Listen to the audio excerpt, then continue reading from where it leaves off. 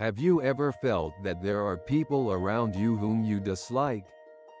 They might be friends, workplace colleagues, or even family members. We encounter such situations in various aspects of life. Many of you may be struggling with how to deal with such relationships. Today, I would like to explore deeply the Buddhist teaching on how to skillfully deal with people you dislike. Buddhism contains profound wisdom about the suffering in human relationships and their solutions. Today, I want to learn from these teachings through a story that Buddha actually told to his disciples. There once lived a man named Tarun in a village in ancient India. Tarun was well regarded in his village, but there was one man he simply could not get along with.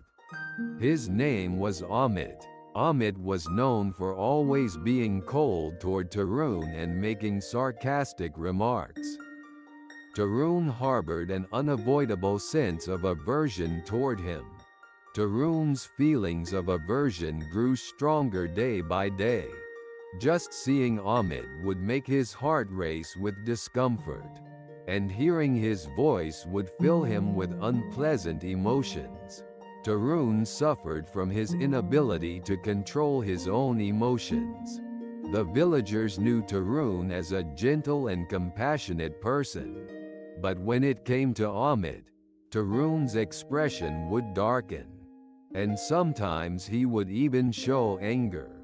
Amit, too, was not favorably disposed toward Tarun. He felt jealous seeing how beloved Tarun was among the villagers. Amit himself had struggled with forming connections with people since childhood, and always carried a sense of loneliness. This loneliness sometimes manifested as aggressive behavior, and he became particularly defensive toward popular people like Tarun. Tarun was exhausted by this situation. There were nights when he couldn't sleep just thinking about Amit. He began to yearn strongly for the return of inner peace. It was during such times that news arrived that Buddha would be visiting their village. One day, Tarun encountered Buddha. Buddha always wore a serene expression, sharing love and wisdom with the people around him. When Tarun saw those compassionate eyes, he felt an impulse to confide his suffering. Tarun gathered his courage and asked Buddha, "Venerable teacher, I deeply dislike Amit. Could you please teach me how to deal with him?" Buddha replied in a gentle voice, "Tarun, your dislike of Amit is a choice made by your heart. How you interact with him depends entirely on you. It is important to have a heart that understands and accepts him." Tarun was somewhat surprised. "Accept him? That seems difficult. He is truly rude." Buddha smiled peacefully and continued, "Accepting a rude person is also a path for your own heart to become peaceful. Think about how to protect your own heart without being swayed by his actions. For example, even when he behaves rudely, try practicing letting it flow through your heart without holding onto it." Buddha continued further, "Tarun, what do you think lies behind Amit's words and actions? No one hurts others without reason. Deep in his heart, there must be profound suffering and loneliness. Perhaps he becomes aggressive as a way to escape from that suffering." These words made Tarun think deeply. Indeed, Amit tended to be isolated within the village. He was often alone and had little interaction with others. Until now, Tarun had only focused on Amit's surface behavior and had not noticed the suffering within his heart. Buddha added finally, "Having a compassionate heart means understanding another's suffering and wishing for their liberation from that suffering. If you can direct compassion toward Amit, your own heart will become lighter as well. Tarun took these words to heart and decided to reconsider his relationship with Amit. Gradually, he found himself less bothered by Amit's behavior, and he felt his own heart becoming lighter. Furthermore, recognizing Amit's loneliness, Tarun began occasionally reaching out to him. Initially, Amit was wary, but touched by Tarun's sincere attitude, he gradually began to open his heart. Now, let us consider the mechanism by which we come to dislike people. The reasons we develop aversion toward someone are actually very complex and multi-layered. On the surface, it may seem that the other person's words and actions are the cause. But in reality, there are more fundamental factors at deeper levels. From a psychological perspective, we tend to instinctively feel wariness or discomfort toward people who have different values or behavioral patterns from our own. This is part of an ancient survival instinct, a natural response to protect ourselves from the unknown or potentially threatening. Additionally, since we live believing that our own values and behaviors are correct, when we encounter someone very different, we may unconsciously feel as though our existence and values are being denied. Digging deeper, we find that past experiences and memories greatly influence the feelings behind our aversion. Painful childhood experiences, failures or betrayals in past relationships, prejudice or discriminatory treatment from society. These memories accumulate unconsciously and form preconceptions and rejection responses towards certain types of people. For example, someone who was hurt by an authoritarian figure in the past might react hypersensitively to anyone displaying even slightly intimidating behavior. Feeling strong aversion. Psychology also has a concept called projection. This is the phenomenon of seeing and detesting in others the unacceptable aspects or repressed emotions within ourselves. In other words, when we dislike someone, we may be seeing our own unpleasant aspects reflected in them. This may be a painful realization, but it is also a significant opportunity for self-understanding and growth. From a Buddhist perspective, feelings of aversion are classified as one of the three poisons: dosa, or anger and hatred. This emotion clouds our minds, robs us of correct judgment, and ultimately causes us to suffer. Buddhism teaches that the root cause of this dosa is avidya, or ignorance, the inability to see the true nature of things. Buddhist teachings explain through the concept of dependent origination that all phenomena arise in interconnection. The 12 links of dependent origination describes the process that begins with ignorance and ultimately leads to suffering. Our emotions toward people we dislike also arise within this chain. Ignorance creates false perceptions, which trigger emotions, which in turn generate actions, ultimately creating suffering. To break this chain, we must first examine our own perceptions. We need to verify whether our view of others is truly accurate, whether our emotions are based on facts, or whether they are based on past memories and preconceptions. Core insights for today's learning. Let me share 2 important insights as today's key learnings. First, emotions are our own choice.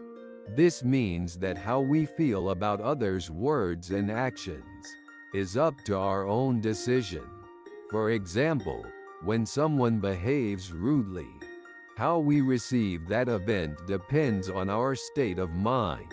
This concept is deeply related to cognitive behavioral therapy. In modern psychology, we don't emotionally react to events themselves, but rather emotions arise from how we interpret and give meaning to those events. The same event can be received as an attack or as a manifestation of the other person's troubled situation, and our emotional responses will be completely different based on this interpretation. The second insight is that relationships with others are mirrors reflecting ourselves. People we think we dislike sometimes reflect unresolved issues and emotions within ourselves.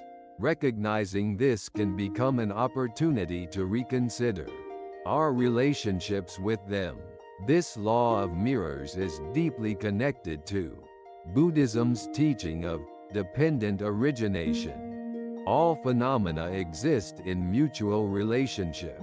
When we feel dislike toward someone, that relationship necessarily contains elements of ourselves as well. It's impossible for only the other person to be at fault.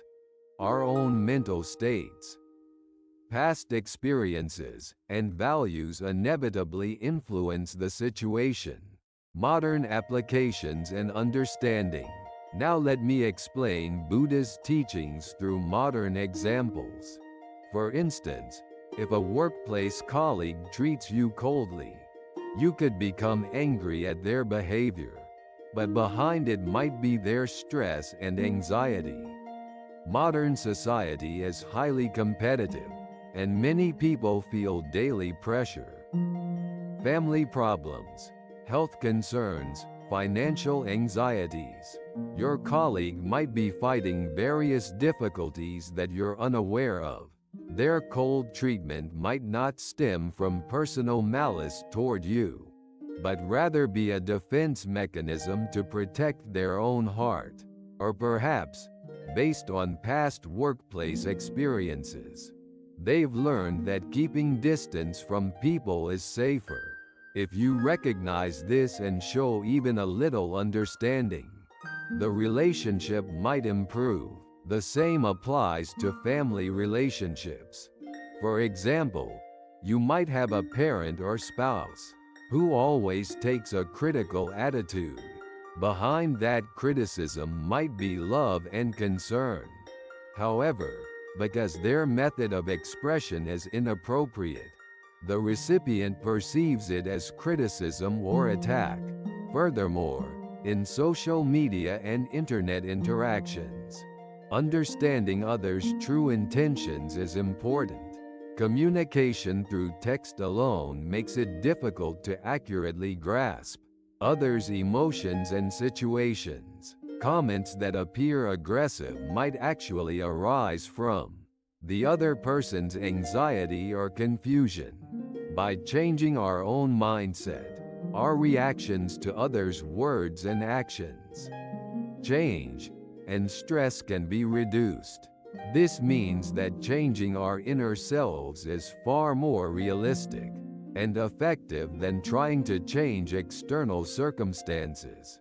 Deep psychology of aversion and Buddhist understanding. Let us delve deeper into the psychology of disliking people. Buddhism explains the fundamental cause of our suffering through the Four Noble Truths. Within these, the second truth states that the cause of suffering lies in craving, desire, and ignorance. Feelings of aversion also arise from this craving and ignorance. We have expectations and desires such as, I want people to be like this, or I want to be treated this way. When others don't meet these expectations, disappointment, anger, and aversion arise. This is also a manifestation of the craving to control others. According to our will, ignorance means the inability to see the true nature of things. We judge others based only on the surface of their actions and words, without trying to understand the complex circumstances and mental states behind them. This ignorance generates prejudice and preconceptions, intensifying feelings of aversion.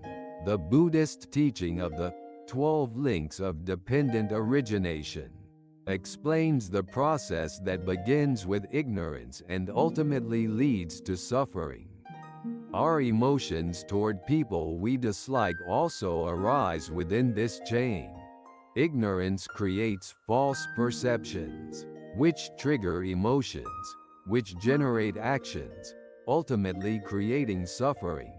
To break this chain, we must first examine our own perceptions. We need to verify whether our view of others is truly accurate, whether our emotions are based on facts or on past memories and preconceptions. Practical approaches and daily applications. Finally, let's consider in detail how to apply this in daily life. First, begin by objectively examining your own emotions. This is one of the Buddhist practices called mindfulness. When dealing with people you dislike, it's important to take a breath before reacting and give yourself time to organize the situation in your mind. During this pause, ask yourself questions like, what state is my mind in right now?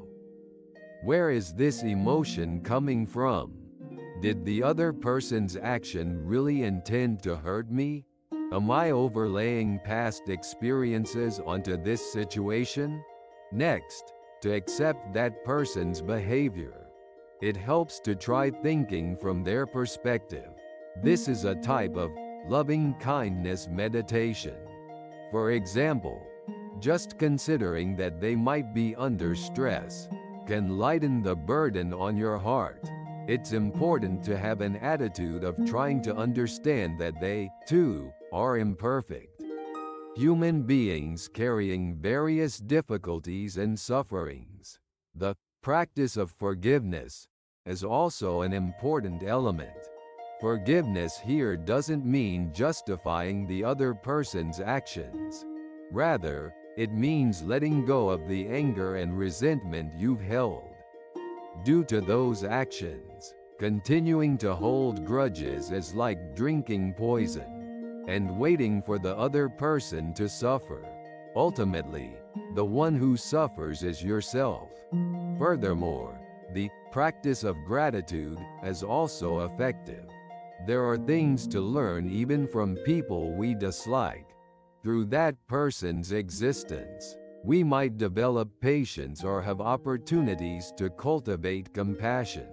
Difficult human relationships are also precious opportunities for self-growth. As daily practices, I recommend setting aside time for morning meditation or evening reflection. Reflect on difficult relationships encountered during the day, observing objectively what emotions arose and how you reacted.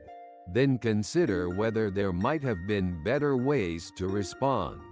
The practice of reciting words of compassion in your heart is also effective. Practice mentally directing words like, may this person be happy. May this person's suffering end. May this person be at peace toward people you dislike. It might feel uncomfortable at first, but by continuing, you'll feel your heart becoming softer. Reflecting on today's discussion, we've realized that emotions are our own choice, and relationships with others are mirrors reflecting ourselves.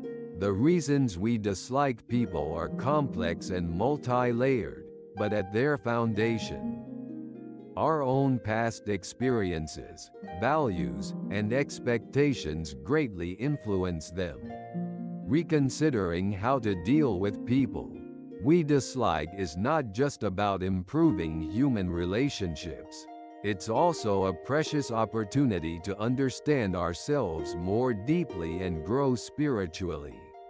Through that person's existence, we can notice our own mental habits and reaction patterns, and work to change them. As Buddha taught, all beings are interconnected. People we dislike also play important roles in our lives. Through them, we can learn compassion, patience, and wisdom. From a Buddhist perspective, people we dislike are actually our spiritual friends as well. Spiritual friends are beings who help our practice. Encounters with difficult situations and unpleasant people are opportunities that train our hearts and lead us to true peace. Ultimately, skillfully dealing with people we dislike doesn't mean trying to change them. Rather, it means changing our own mindset and cultivating the wisdom and compassion to accept others as they are. This is certainly not easy, but it can definitely be mastered through continuous practice. Even relationships with people we dislike, when viewed differently, are precious connections that help us grow. Let us treasure these connections and walk forward together. If this story resonated with you and provided some insights or learning, I'd be delighted if you could press the like button. Also, if you subscribe to the channel, I'll be able to continue sharing various life wisdom and lessons with you. Please share your experiences and thoughts in the comments section as well. Each person's experience becomes valuable learning for other viewers. Thank you so much for watching this video to the end today. I look forward to meeting you all again in the next video.